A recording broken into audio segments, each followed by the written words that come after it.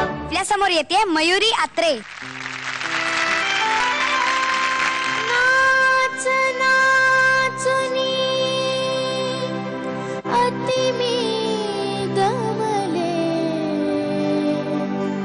थकले रे नंदलाला, थकले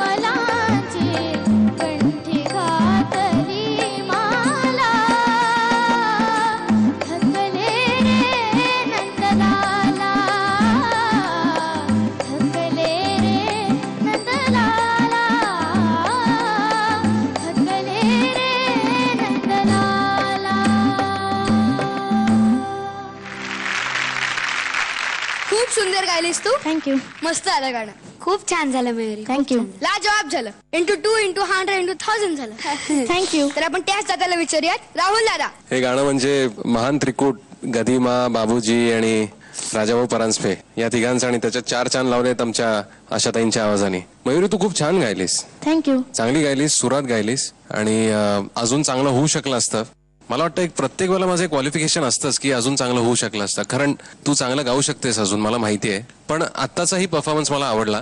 छान गायलीस. Thank you. All the best. Swapnil दादा. तू ऐकलंस गाणं नीट? हो ऐक. कसं गायलंय? नाच नाचुनी अति मी दमले, थकले रे नंदलाला, थकले रे नंद. या डायनामिक्स ज्या आहेत या सगळ्या गोष्टी या सगळ्या तुझ्या गाण्यात आल्या पाहिजेत. ओके. हो.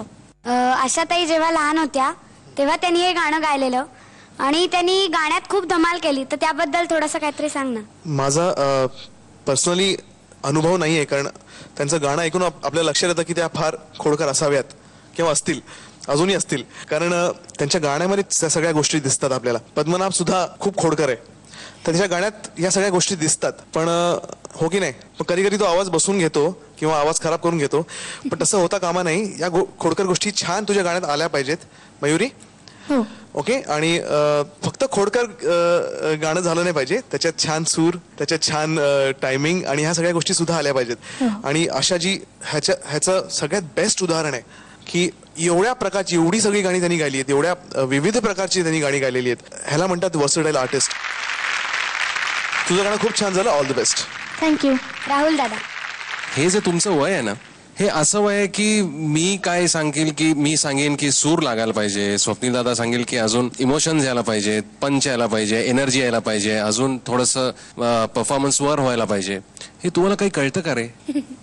हे तुम्हाला काही कळत नाही असं माझं स्वतःचं मत आहे. कारण मी या वयामध्ये जेव्हा होतो तेव्हा मला जेव्हा हे सांगायचंय तेव्हा मला एवढंच कळायचं की मला अजून चांगलं गायचंय. स्वप्नील तुला सांगतो, मी जेव्हा आमच्या पंडित पिंपळखऱ्यांकडे शिकायचो सुरुवातीला, तेव्हा मला इतकं बोर व्हायचं क्लासिकल शिकताना की मी लिटरली घड्याळाकडे बघायचो की 5 मिनिटं झाली, 10 मिनिटं झाली, आता कधी एकदा बाहेर पडतोय.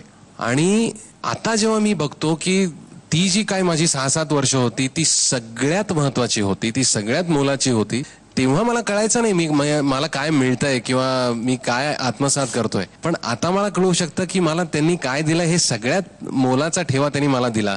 शास्त्रीय संगीताचा माझा पाया पक्का करणं किंवा रागाची ओळख होणं हे आपोआप होतं. त्याच्यामुळे आता तुम्ही फक्त एवढंच डोक्यात घ्या की तुम्हाला अजून चांगलं खूप गायचं आहे. All the best. थँक्यू.